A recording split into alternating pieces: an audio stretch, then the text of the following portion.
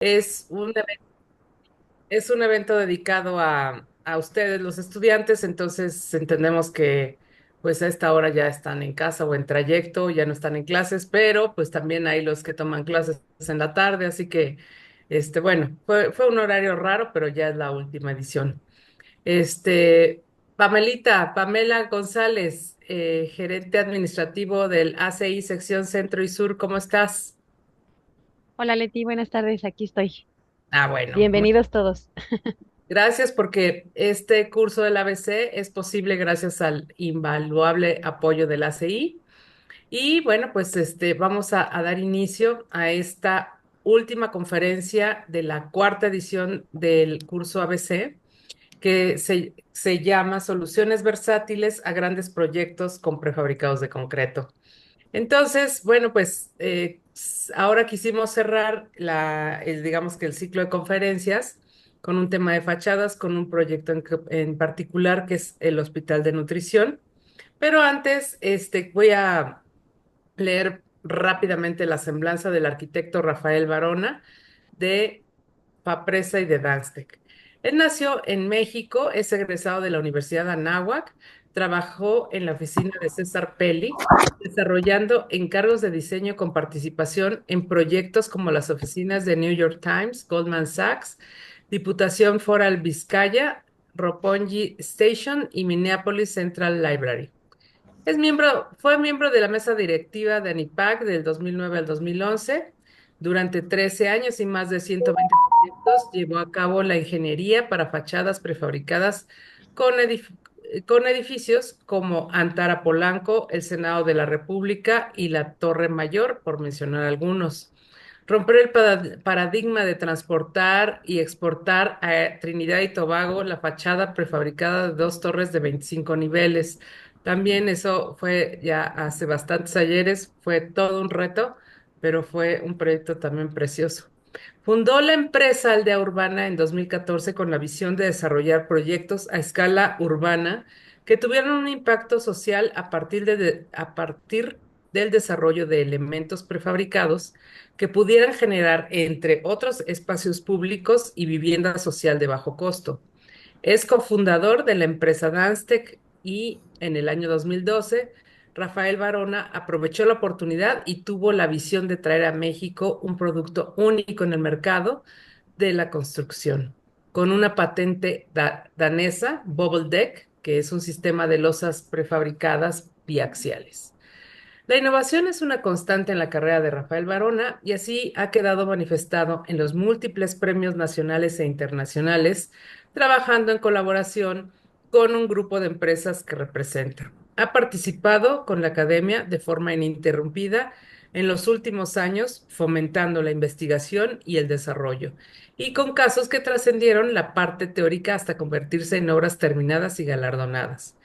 Fundó la empresa Aldea Urbana en 2014 con la visión de desarrollar proyectos a escala urbana que tuvieran un impacto social a partir del desarrollo de elementos prefabricados que pudieran generar, entre otros, espacios públicos y vivienda social de bajo costo. Actualmente cuenta con una patente para generar espacios modulares. En el 2015, Rafael Barona, junto con su equipo, crearon la solución constructiva para llevar a cabo uno de los edificios más emblemáticos de nuestros tiempos, el Museo Internacional del Barroco, que rompe todos los paradigmas de la prefabricación y las estructuras. A finales de 2019 se reincorpora a fachadas prefabricadas para introducir el sistema de gestión y renovación de los productos que se ofertarán en el mercado con innovación y desarrollo de punta. Bueno, pues estas son algunas breves palabras, logros del arquitecto Barona y pues sin más, te cedo la palabra, Rafa. Muchas gracias. Gracias, Leti. Casi ni me la creo con toda esa introducción que haces. Bueno, buenas tardes a todos. Como ya lo mencionó Leti, vamos a hablar sobre un proyecto en particular. Es el edificio de nutrición, una nueva parte ahí en la zona de hospitales en el sur de la ciudad. El proyecto es del arquitecto Sergio Mejía, del despacho Arquintec. Con ellos hemos trabajado en varias ocasiones Y algo interesante aquí cuando trabajas ya con un grupo de profesionistas es que creo que cada día le vas dando más y más uso o le vas conociendo mejores ventajas al uso de los prefabricados. Les voy a ir enseñando algunos ejemplos a qué me refiero con esto, como ya el arquitecto, pues le das cuerda y se alocan, ¿no? O sea, finalmente creo que estos señores sí ya aprendieron a cómo jugar con el prefabricado. El proyecto consta, o sea, la parte más característica del proyecto son unas cartelas que van teniendo geometrías distintas y una posición distinta visto en planta. Esto, como lo vamos a ver un poquito más adelante, va a generar una estructura. Es una estructura que ya existía, el proyecto se detuvo por varios años, temas ahí de presupuesto, pero finalmente se volvió a activar. Era una estructura metálica y presentaba estas cartelas con estas modulaciones. Obviamente estos son los renders de la época del concurso, hay que acordarse que pues luego diseñan los arquitectos una cosa y acaban construyendo otra, pero creo que es mucho más interesante el resultado final que lo que ocurrió con los renders. Y bueno, normalmente nos llegan estas imágenes donde pues te dejan un poquito en la mesa y ahora cómo le hacemos, ¿no? La facilidad para dibujar hoy en día es tal que los arquitectos pueden dibujar prácticamente cualquier cosa sin que necesariamente sepan cómo se va a construir, y ahí es donde entra pues acercarse a un profesionista y alguien que te pueda acabar de ayudar a aterrizar estas ideas. El proyecto tiene estas cartelas macizas, son 672 cartelas, todas esas líneas partidas en el número de niveles nos dieron esa cantidad, y finalmente estas cartelas tienen acabado por todos lados. Esto es interesante para efectos de molde. ¿Por qué? Porque no es lo mismo colar una fachada que solamente tenga la cara exterior a tener una pieza que tiene prácticamente todas sus caras son aparentes. Se ven por dentro, un lado, el otro y la cara frontal. Y eso convierte una pieza mucho más sofisticada al momento de la fabricación. El edificio, como lo comenté, es una estructura que ya existía. El primer paso que tenemos que dar es verificar que los paños de las losas sean los que aparentemente marcaba el proyecto. Los edificios normalmente tienen tolerancias importantes, el pelo de albañil es más o menos de 5 centímetros, pero hay ocasiones que nos encontramos pelos de albañil un poquito más gruesos, hasta de 10 centímetros de desplome. ¿Qué es lo que hacemos en una primera instancia? Hacer una nube de puntos. Esto fue escanear el edificio para obtener este modelo que es sacado a partir de este proceso de ir escaneando en diferentes ángulos para tener perfectamente bien claro los paños de cada losa, las alturas, y ya con eso poder generar una pieza estandarizada. Sería muy complejo estar haciendo trajes a la medida individuales por cada uno de los niveles. Sin embargo, con este ejercicio podemos conocer a qué nos vamos a enfrentar y con eso poder estandarizar la pieza que vamos a fabricar. Esa misma nube de puntos con este otro comando lo que nos va mostrando es los diferentes paños que tiene la fachada y niveles con respecto al modelo arquitectónico. Obviamente los arquitectos sí tenían un modelo de su edificio. El hecho de que se haya parado la obra no significa que no existiera un modelo, un dibujo. Entonces con un poco de software podemos hacer el comparativo para detectar dónde están las diferencias entre lo proyectado y lo construido, y de esta forma poder aterrizar la pieza final. Aquí, como vemos, es la nube de puntos, y esta es la condición del edificio antes de ejecutar el trabajo de prefabricados. Aquí se ve el edificio, la nube de puntos. Es una herramienta extremadamente útil, tiene un grado de precisión brutal, obviamente es más eficiente que andar sacando un mero levantamiento. Y finalmente ya viene una propuesta de elementos prefabricados con las medidas finales, ajustándonos a la geometría definitiva que íbamos a fabricar cada una de estas piezas. El juego que van teniendo las cartelas, la orientación, responde a temas climáticos, asoleamiento, ventilación y también privacidad. Al interior, atrás de estas cartelas, son puros cuartos de recuperación de encamados y pues un poco la idea es sí tener la mejor cantidad de luz natural, pero por otro lado, pues no deja de ser un espacio íntimo esa habitación. Esa modulación, como parte del proceso, pues pasa por una autorización. Hay lugares donde es un arquitecto mandándonos un WhatsApp diciendo ya te quedó bien, y en otros pues hay que hacer protocolos infinitos para que te liberen las piezas.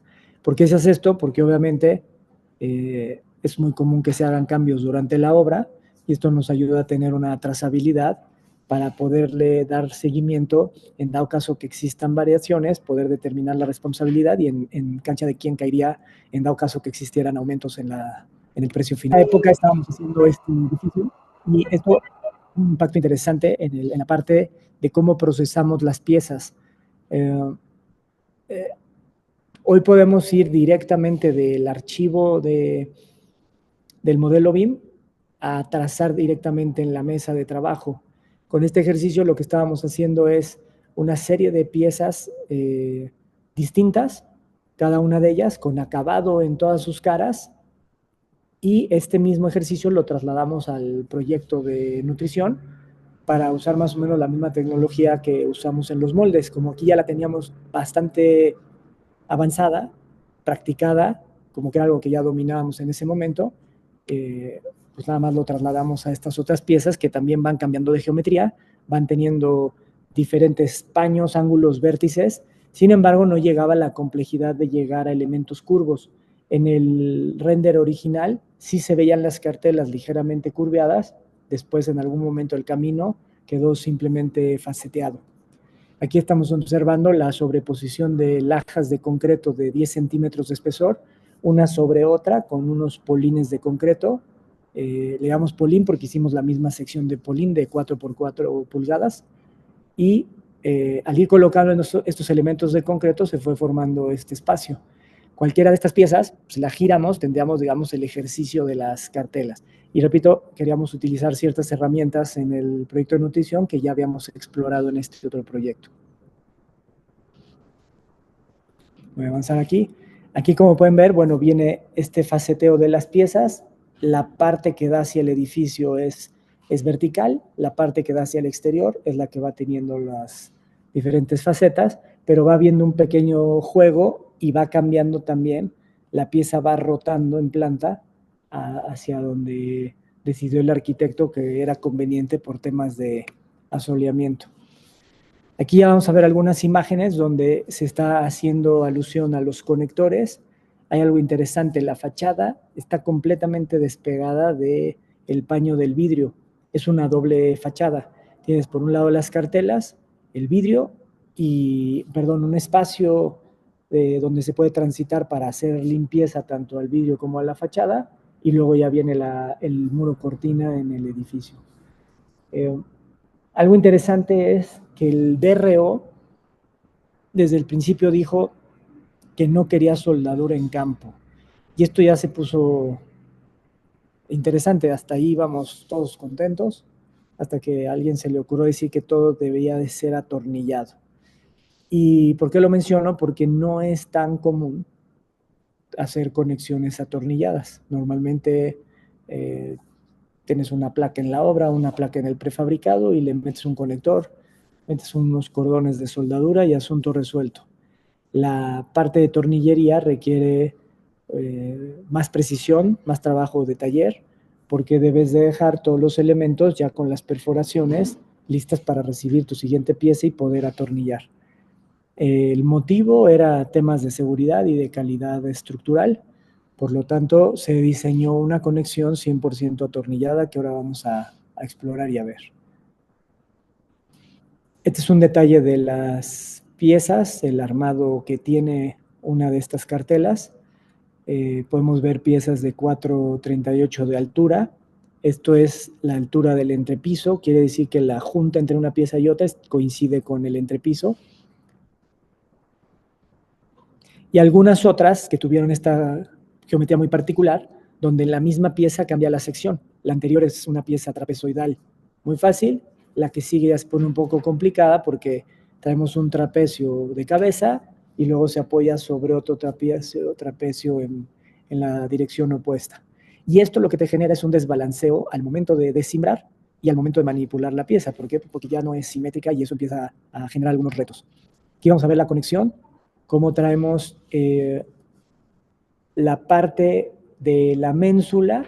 Esa ménsula era parte de la estructura metálica existente, es decir, esa cosa pues, simplemente ahí convivía y listo.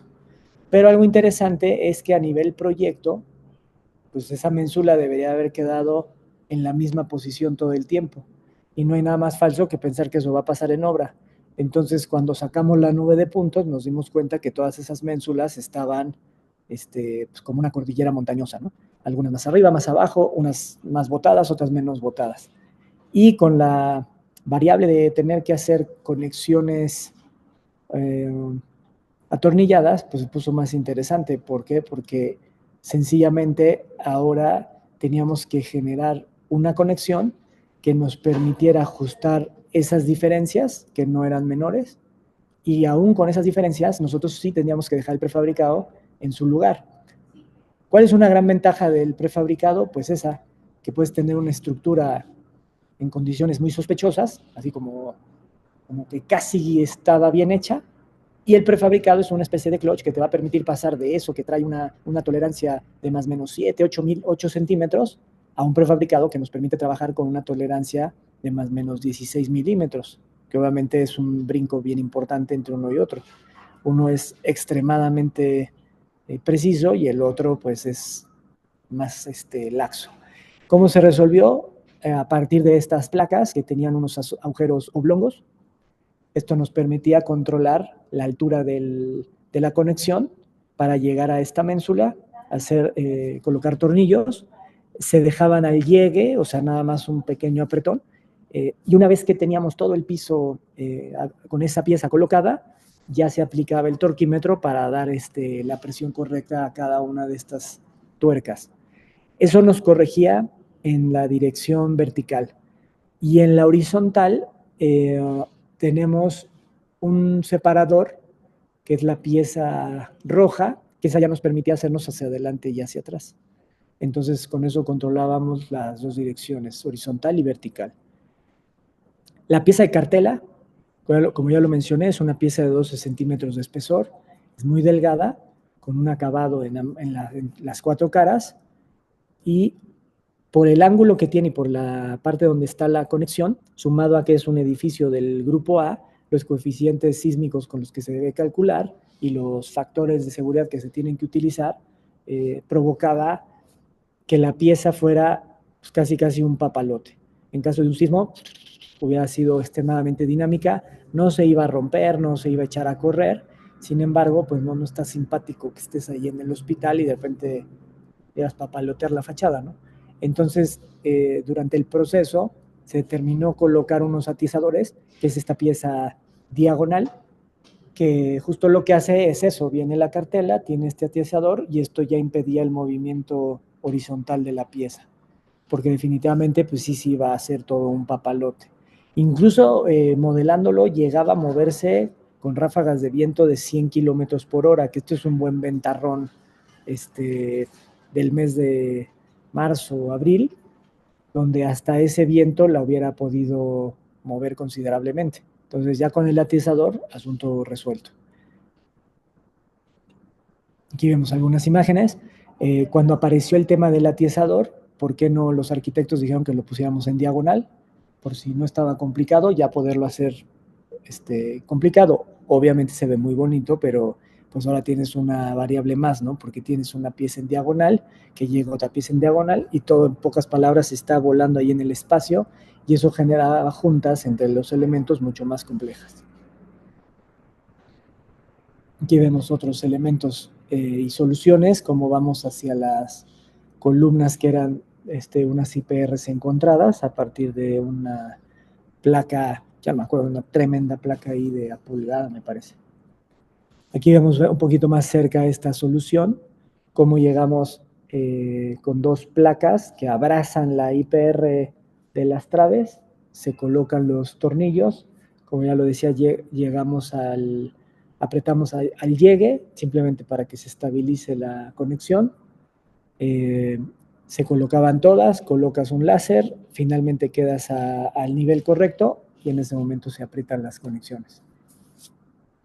La extensión de la conexión, que era esta pieza color rojizo que se apoya de esta otra para lograr el posicionamiento en sentido horizontal. De aquí ya una visualización de todo el sistema. Es muy complejo, la verdad es que esto no lo hacíamos nunca. Fue un trabajo bien interesante de la mano del DRO, el calculista y nosotros, porque pues había opiniones encontradas entre el momento, la factibilidad de estarlo posicionando. Por supuesto viene la parte y la opinión importantísima del que lo va a colocar, que a veces se pueden hacer diseños bien interesantes, sin embargo, si no tienes la retroalimentación de quien lo va a hacer, pues puedes imaginar un montón de cosas y luego son cosas de sentido común, ¿no? Como, ok, yo pongo esto, pero si nada más esta pieza pesa tantos kilos, voy a necesitar la grúa del conector. Entonces eso nos dio una alarma de decir, bueno, tenemos que disminuir el tamaño de ese conector, porque efectivamente no puedo tener grúa para la pieza y grúa para el conector. Entonces sí, ya era un mamotreto ahí terriblemente pesado que pues, no había forma ni siquiera de manipularlo de forma segura ahí en voladizo, porque hay que recordar que esta ménsula color verdosa, pues ya era un volado, es decir, ahí ya no había losa donde detenerse. Entonces todos los trabajos fueron sujetados a líneas de vida con arneses y pues prácticamente ahí en el vacío. Entonces es un trabajo ahí de malabarismo importante, pero ok, se puede hacer, pero si durante el diseño puedes mejorar las condiciones de trabajo, pues es una responsabilidad importante para el que está haciendo ese trabajo, tratar de dar las mejores condiciones durante el proceso constructivo y no nada más la parte estética. Finalmente la conexión se modeló, se vieron las torsiones de la pieza a nivel estructural.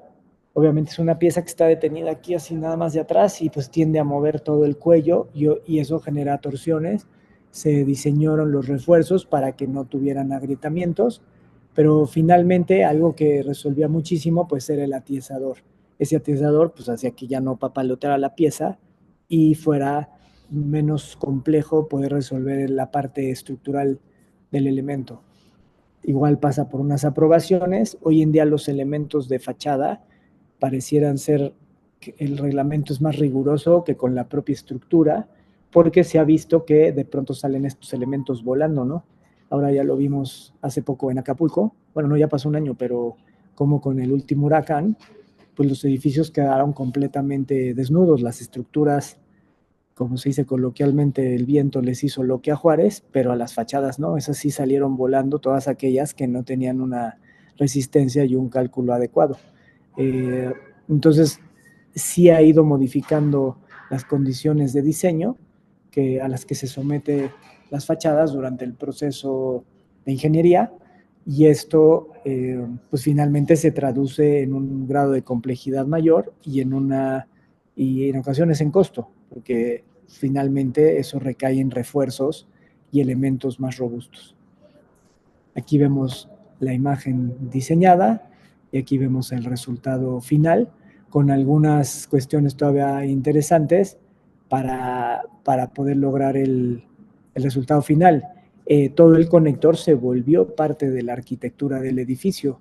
Sobre esas ménsulas, bueno, todavía aquí falta un paso más. Sobre esas ménsulas se colocó una rejilla Irving, donde ya puede pasar el personal de mantenimiento limpiando los vidrios por la cara exterior y dándole mantenimiento a la fachada. Aquí todavía falta esa rejilla Irving. Bueno, estos son los moldes. Se colaron en sentido vertical porque teníamos que mantener los paños exteriores de forma óptima, y el molde no tiene salida. ¿Qué quiere decir esto? Que este molde se desarticulaba, se abría para dejar paso a la pieza y que pudiera salir del molde. Normalmente hasta en las gelatinas se utilizan la salida, por eso el ¿cómo se llama? El flan y la gelatina pues vienen en una forma trapezoidal para que salga del molde, lo mismo el prefabricado. Sin embargo, con esta técnica puedes abrir el molde y ya te queda una pieza con lados paralelos, sin necesidad de salida, que eso era algo que al arquitecto le interesaba mucho. No quería ver una pieza trapezoidal, quería ver un paralelepípedo y no un trapecio. Aquí ya vemos algunas de estas piezas ya desimbradas en los racks de estiva, esperando irse a la obra. Las piezas se mandaban en racks, en posición vertical, esto para favorecer que su propia sección ayudara como elemento rigidizante, y en obra se hace el giro para poder posicionar la pieza. Cada flete lleva, aquí lo estamos viendo, 23,000 toneladas, 23 toneladas.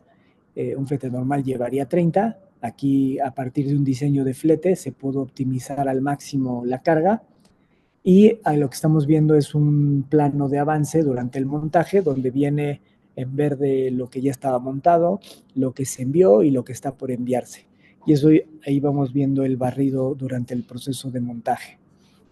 Aquí está una imagen del flete ya listo para salir a la obra, con todas las piezas en posición. Podemos alcanzar a ver ahí unas etiquetas amarillas, que son etiquetas para trazabilidad, donde podemos ver todo el DNA de esa pieza, qué día, qué hora, qué maestro, qué bachada, qué todo, lo que se utilizó para lograr generar esa pieza. Ya llegó el tráiler a la obra, teníamos muy poco tiempo para hacer la descarga, es una calle extremadamente conflictiva, o sea que ese espacio era oro molido ahí en esa colonia. Entonces, sí, la obra se encargaba de tener esos espacios listos, pero en ese mismo espacio, por ahí llegamos todos los proveedores. Entonces, tienes que llegar, ser muy eficaz, mover tus piezas y a la que sigue, ¿no? ¿Por qué? Porque ahí lo mismo se estacionaba una olla de concreto, que a dejar tabique, tabla roca o cualquier otra disciplina que ya estuvieran haciendo. Entonces, tu zona de pits tenías hora y media, dos para hacer tu descarga y darle paso al siguiente proveedor. Aquí estamos viendo ya un avance importante de la instalación. Esta es la fachada posterior del edificio. También se instalaron algunas piezas en los muros cabeceros, pero bueno, esos no tienen mayor gracia, son los muros planos sin nada interesante que platicarles. Sin embargo, las cartelas, aquí ya vemos ese planchado y como se los he comentado, cada una de estas cartelas va teniendo un pequeño giro. Eso quiere decir que todos los conectores fueron distintos para ir dando esa rotación a la fachada, ¿no? El movimiento que van haciendo las piezas de derecha a izquierda. Aquí hay unos ejercicios similares. Esto fue una fachada igual con cartelas en Liverpool, Polanco, pero aquí vean, aquí no está girando la fachada, lo que está pasando es que el vértice dentro de la pieza es el que se fue modificando. Con esto podemos ver cómo el juego de la arquitectura, pues es interesante cómo cada quien resuelve hacer diferentes efectos, cambiando en el caso de nutrición, cómo va girando la pieza y en este caso cómo la pieza es la que se va modificando de tamaño y siempre conserva su misma posición. Aquí, por ejemplo, son estas cartelas mucho más separadas, más robustas, es una tremenda pieza en forma triangular que acaba prácticamente en nada, en 2 centímetros de espesor la punta. Pero se logra porque después la pieza se hace mucho más grande y esa sí genera una forma triangular vista en planta. Aquí, por ejemplo, otros ejemplos de cartelas con estas piezas en 10 centímetros de espesor, haciendo una rotación de 180 grados, igual soportadas con elementos metálicos y algunos atiezadores para evitar movimientos laterales en caso de sismo o un viento potente. Este es el edificio que habíamos hecho para el arquitecto Mejía antes de haber hecho nutrición. Es un edificio en San Luis Potosí, donde el arquitecto, al venir a la planta, vio las posibilidades que tenía el prefabricado y aquí es donde digo que pues ahí se la creyó que teníamos muchas posibilidades, porque aquí nos hizo hacer cerca de 350 piezas distintas, todas con estos triangulitos por todos lados. Él trae una metáfora que es un textil indígena con una greca, y aquí lo quiso simular en el concreto para que tuviera esa esencia el edificio. Entre que si era o no un textil, a nosotros sí nos ocasionó 600, más de 600 piezas distintas, perdón, 300 piezas distintas, y pues no, sí se siente, se vive, y después pues hay que hacer los planos y ubicar dónde va cada una de estas piezas y a estar cambiando el molde. Pero bueno, el resultado creo que fue bueno al final, y esto ya en una versión mucho más moderada, pues encontraron como ciertos movimientos sin quebrar tanto la cabeza podía generar efectos sumamente interesantes. Porque obviamente en ambos casos, pues sí, en el costo se refleja mucho de estas soluciones. ¿Por qué? Porque algunos que los moldes prácticamente se utilizan en una sola pieza, y moldes que los puedes usar durante todo el proyecto y se amortizan perfectamente bien. Aquí vemos la planta, cómo están las fachadas, cómo tenemos las diferentes inclinaciones de la pieza y las diferentes longitudes de la pieza y la secuencia de montaje que se usó en una fachada de derecha a izquierda y en la otra de izquierda a derecha para lograr el montaje durante el proceso de la obra. El proyecto con estas piezas estamos hablando de 1, 2, 3 días para lograr hacer una vertical. Sin embargo, en el mismo día se iban haciendo 1, 2, 3 verticales, o sea, tres en sentido horizontal, y después nos íbamos 3, 3, 3, y luego otra vez, y luego otra vez. Y eso era el ritmo más o menos que traíamos durante el proceso de instalación. Aquí están las piezas típicas, luego tenemos la zona donde aparecen estas piezas en color anaranjado, que son ajustes en los extremos, donde ya la pieza no tiene estas formas quebradizas. Antes de iniciar el montaje, se valida con el segurista de obra. Algo bien interesante es que cada día se le pone más y más atención al tema de la seguridad. Digo interesante porque antes, pues no es que se maten, o más ahora que antes, o viceversa, pero la verdad es que nadie le ponía atención. O sea, llegabas, te metías y hacías lo que quisieras, y yo creo que los arneses ni existían. Y hoy en día, bueno, no te puedes ni parar en dar 2 pasos porque ya traes a 80 seguristas encima. Entonces, algo que nos piden hoy en día es un protocolo donde debe de estar claro cómo va a ser cada maniobra.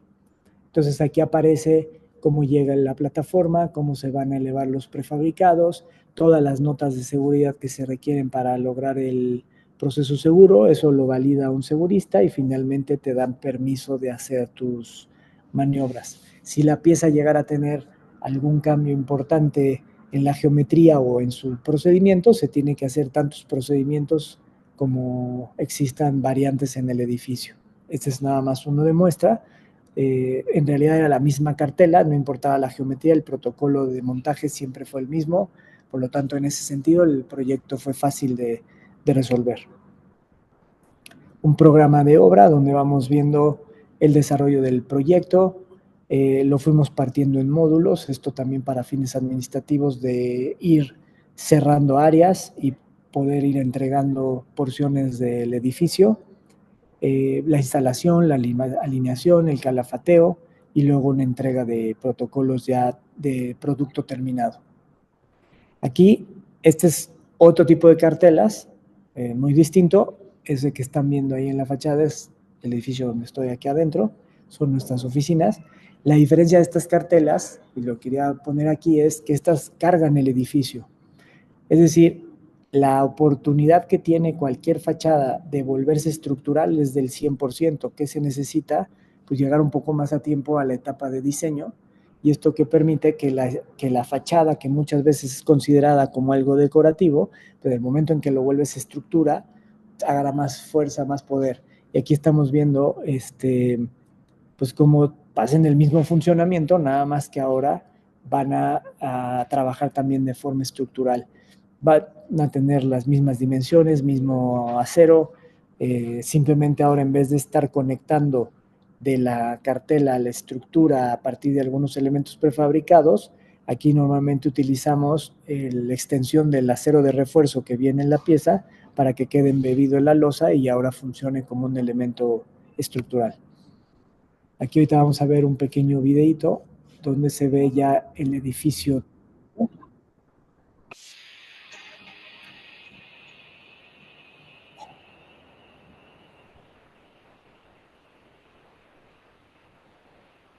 La zona de escaleras es donde van unos muros ciegos, pero nos tuvimos que esperar hasta que quitaran el montacargas para poder atacar esa zona.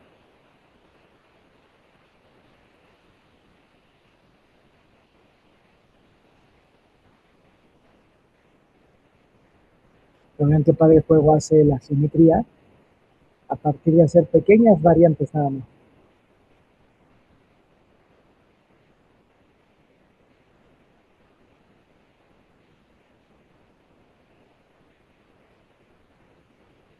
Y ahorita van a quitar esta grúa torre para que podamos montar los percolados de las fachadas laterales. Y bueno, ahí se pone interesante el montaje porque ya no tenemos grúa torre. Entonces ahora lo que hay que hacer con el Derrick es la grúa que baja la grúa torre. Pero es una grúa bastante pieza, es muy poco versátil el Derrick.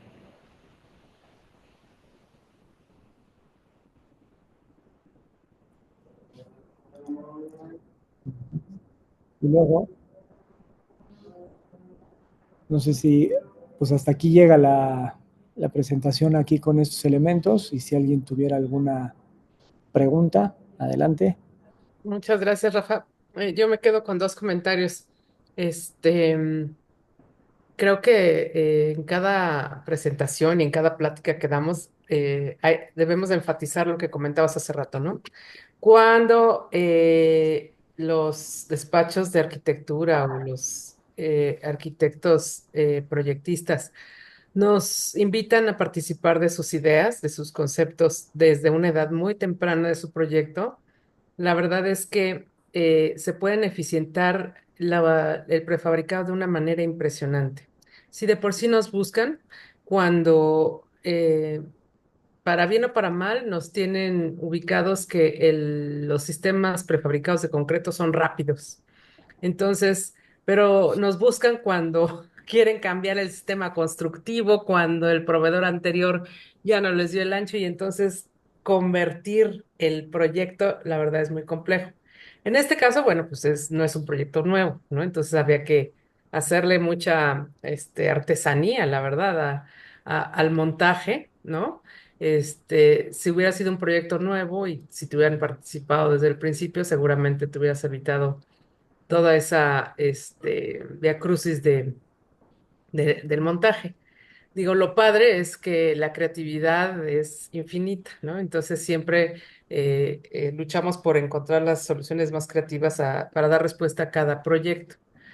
Pero también hay que pensar en soluciones eficientes, sustentables, que desde el principio provoquen una ejecución lo más limpia y que no genere tanto retrabajo, ¿no? Porque tampoco es sustentable.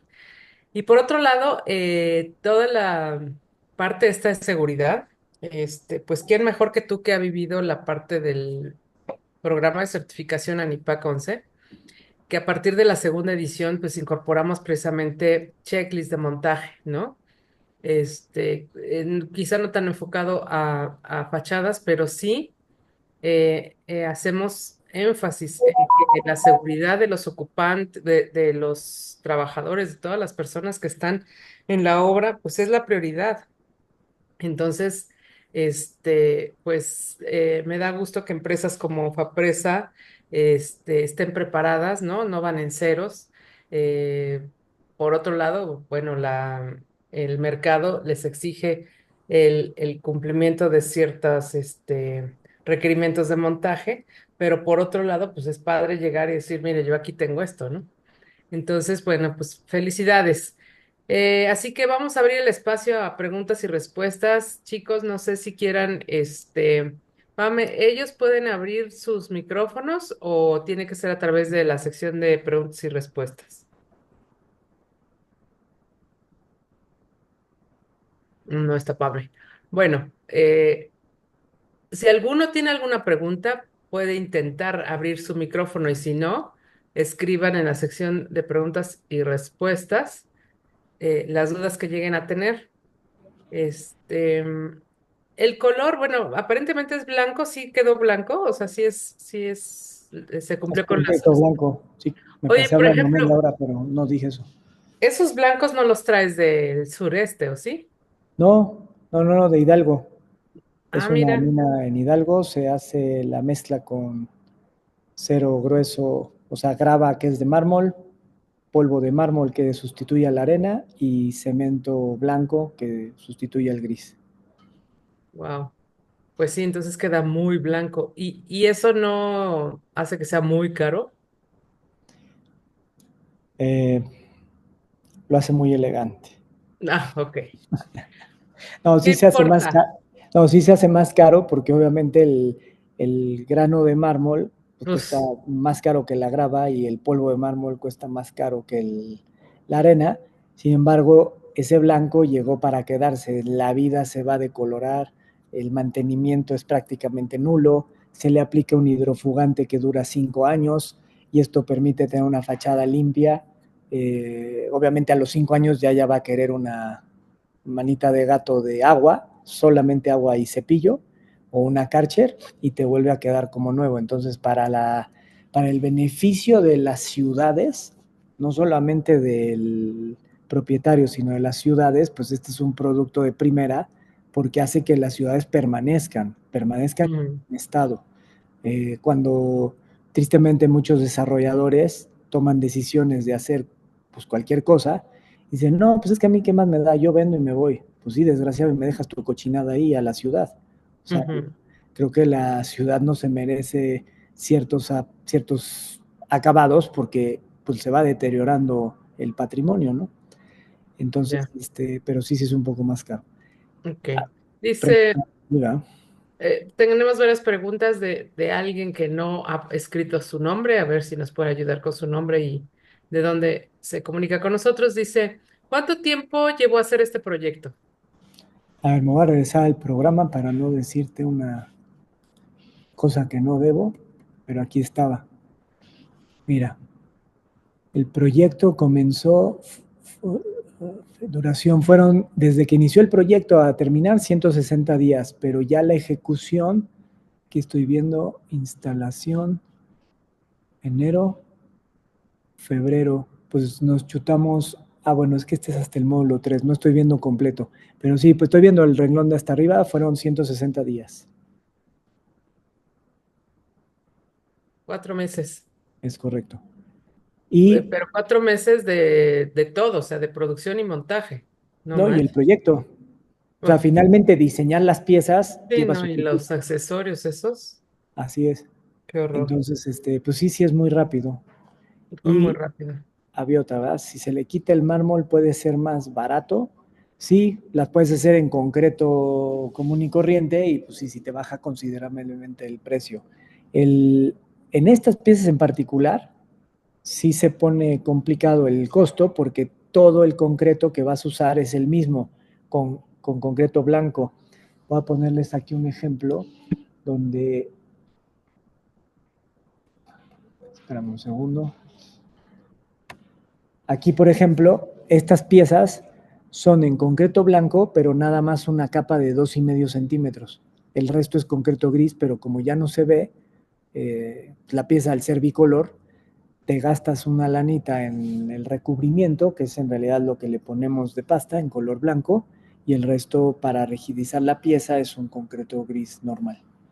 Entonces eso Claro. te ayuda a bajar el costo considerablemente. Estas otras piezas que toda la pieza se ve por todos lados, pues ahí no puedes hacer este truco y entonces ahí sí te cuesta una lanita. ¿Qué Pero bueno, el que ya, espesores son los ¿perdón? de Altabrisa? Sí, este es Liverpool Altabrisa. Pero digo, ¿qué espesores de la hélice? 10 centímetros. Qué horror. Sí, Ay, sí, tú eres Circo Soleil, ¿eh? qué horror. ¿Las Pero sí. placas para conectar están en la intemperie? ¿Tienen algún tratamiento? Sí, Ya que se hace primero se limpia toda la placa para poder aplicar correctamente la soldadura y evitar oquedades. Y ya que pasó las pruebas de líquidos penetrantes, se aplica un anticorrosivo. Dependiendo la zona, es el anticorrosivo y el tiempo de vida que quiere el cliente, porque hay de todos los precios habidos y por haber, hay anticorrosivos de 3, 4, 5 y Oye, hasta 10 pero años. ¿anticorrosivo Y e ignífugo o es una u otra? lo que pasa es que al ser exterior y no formar parte de la estructura principal, la parte ignífuga es como al gusto del DRO del momento. Mm, O sea, hay unos que no le han prestado atención a eso y hay otros que sí, que se rasgan las venas y te piden... eh, de hecho, ah, hay DROs que una solución como esta jamás lo hubieran permitido, que quedaran así expuestos esos fierros. Y hay otros que, bueno, nos piden ponerle no una pintura ignífuga, nos piden meterle una protección antifuego, tal cual. Así de esas que parecen así como espumas ujú. son las espumas ahí que se ven horrorosas. Deformes, ajá. Ajá. Esas nos han pedido en algunos proyectos que le pongamos eso a los conectores. Evidentemente eso en este proyecto sería incompatible, pero siento que eso como que no está tan estandarizado porque hay lugares que se ponen muy estrictos con la parte del fuego y otros, pues aquí no, aquí ese es anticorrosivo y se acabó. Y hay otros donde hemos usado eh, galvanizado, se, se llevan todos estos elementos, tanto la placa que ven el prefabricado como el conector galvanizado, se hace la soldadura, obviamente la soldadura quema el galvanizado, pero se pone un producto después que se llama Mercot, que te permite hacer una especie de galvanizado en frío Mm, y ese te funciona pues, por los hilos de los hilos, ese sí dura muchísimo, nada más que así también cuesta. y se ve muy bonito, seguramente. Sí, sí, sí. Muy bien. ¿Alguien más? ¿Alguien más? Anímense. Por hoy es gratuita la pregunta. Sí. A ver, ideas de qué quieren, sobre qué quieren que hablemos en la quinta edición del curso ABC. ¿Qué quieren saber del prefabricado?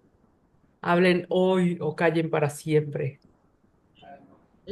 Perdón, levantó la mano Luis Miguel. No sé si, Luis Miguel, de favor, si nos puedes elaborar tus preguntas o comentarios en la sección de preguntas y respuestas, porque vemos que tu manita está levantada, entonces no podemos habilitar tu audio.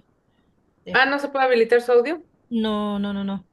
Ah, Sí, igual. Pero Babelita. hay alguien que está preguntando, ¿no? Lo de la resistencia del concreto sustituyendo el mármol por cemento blanco. No, no baja nada la resistencia. De hecho, puedes lograr un concreto de 400, 300 kilos con el concreto blanco. Este, o sea, haces primero pruebas de laboratorio, truenas algunos cilindros para sacar la proporción correcta, pero finalmente puedes llegar exactamente a las mismas resistencias. O sea, no, lo que te va a cambiar nada más es el precio y el Ay, ánimo del que paga, pero lo demás puedes tener la misma resistencia. increíble. Esa fue una muy De buena hecho, pregunta. digo, eso se ve muy claro en estructuras, por ejemplo, de Teodoro González de León, pues el pantalón ahí en Bosques de las Lomas es una estructura en puro concreto blanco, una tremenda estructura de más de 150 metros de altura, con el detallito que, bueno, ese colaban y luego a cincelazos le daban el acabado, ¿no? Pero seguramente ahí está en un concreto por lo menos de 350 de resistencia. Ok. A ver, Raimundo Aldair Aburto. Me gustaría, por favor, una conferencia sobre traves y columnas de edificación. Ándele, ya me, esa voz me agrada, porque finalmente, pues es para ustedes. Estas pláticas son para ustedes. Igual sabes que, Jessy, se me está ocurriendo que eh, hagamos una encuesta entre la base de datos de los chicos de las cuatro generaciones, digamos, para preguntarles qué temas les gustaría que tomáramos en consideración para la quinta edición. Pero bueno, ya aquí apunté la idea de Raimundo. Aldair Aburto Rivera. Muchas gracias. ¿Alguien más? José Espinosa, cada proyecto es único y veo que han optimizado el poder recurrir a un proyecto anterior para dar un buen resultado. ¿Qué tanto impacta en planta tener estos proyectos para sus instalaciones y mano de obra? A ver, al menos en nuestro caso, sí, efectivamente todos los proyectos son a la medida. No, rara vez tenemos algo igual. De Ujú, hecho, cuando un arquitecto ve que ya está pareciendo al del otro, le cambia ujú. para que su proyecto sea único. Y si no le cambia la geometría, le va a cambiar el color. Y si no le cambia el color, le va a cambiar la textura. Y algo le van a tener que mover, si no dejarán de ser arquitectos. Bueno, pero Entonces, las clínicas estas donde vendían en los módulos con todo y ventana, ¿fueron varias o solo fue una? no, hemos hecho de chicle de manteca, pero igual, la verdad es que nunca, nunca, nunca repetimos un módulo. O sea, lo que hemos Ok, logrado nosotros hacer es hacer moldes que sean lo suficientemente económicos para que se puedan amortizar en una sola obra. ok. Porque a diferencia de los que venden vigas, Ashton o ballenas, que van a repetir la misma ballena hasta que le sangre al molde, pues aquí no. Vean casi todos los segundos pisos y puentes, pues está en la misma pieza, o sea, todos van haciendo el mismo producto. Aquí en, es raro ver cosas similares. Cada proyecto efectivamente responde a un lugar, a una orientación, a una zona o a unos gustos y por lo tanto nosotros nos vamos adecuando a eso y el meollo está en lograr hacer moldes económicos que sean capaces de resolver esas geometrías, pero que se amorticen, porque nunca, nunca, nunca hemos podido, bueno, ya dije nunca muchas veces, pero la única vez que hemos usado moldes iguales es justo con las piezas que están ahorita en pantalla. El representante de compras de esa época de Liverpool se dio cuenta que él estaba pagando unos moldes, porque pues ahí venían desglosados. Y dijo, y entonces los moldes son míos. Sí, sí, sí, si los quieres vender en una venta nocturna, los puedes vender, son todos tuyos. Y nos dijo, bueno, a ver, ¿me los pueden guardar? No vaya a ser la de malas. Y pues nosotros así como, ok, te los guardamos. Y los guardamos cerca de 4 años. Y a los 4 años se hizo otra tienda en Puebla y se volvieron a utilizar las mismas piezas.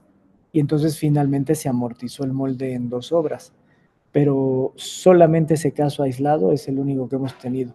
Todos los demás siempre hay que estar haciendo moldes para cada proyecto. Muy bien. A ver, perfecto. Creo que ya no hay más preguntas. Pues no me resta más que agradecerte, Rafa, por tu apoyo y sobre todo por compartirnos tu vasta experiencia en estas cosas tan hermosas que haces. Son ustedes y todas las empresas que hacen fachadas, socios de Anipac, la cara bonita, ¿no? El vestido, como decía tu papá en alguna ocasión, son los que hacen el vestido de las edificaciones y la verdad, qué vestidos.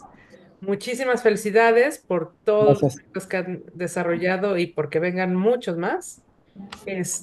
Gracias a todos ustedes, chicos. Tienen el correo de Anipac, que es info@anipac con doble p punto org punto mx, por si alguno quiere enviar su sugerencia para la quinta edición del curso ABC. Y también comentarles que está el Instituto Anipac, que el sitio es institutoanipac.mx. Es un, precisamente es una institución donde ustedes pueden bajar manuales, guías, documentos técnicos, videos de conferencias, de proyectos, clases de preesfuerzo.